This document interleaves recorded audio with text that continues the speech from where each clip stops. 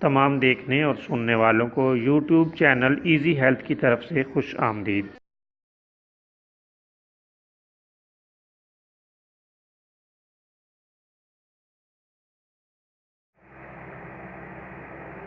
दोस्तों, आज की इस वीडियो में हम आपको ज़ख्मों के लिए बहुत ही शानदार नुस्खा बताएंगे।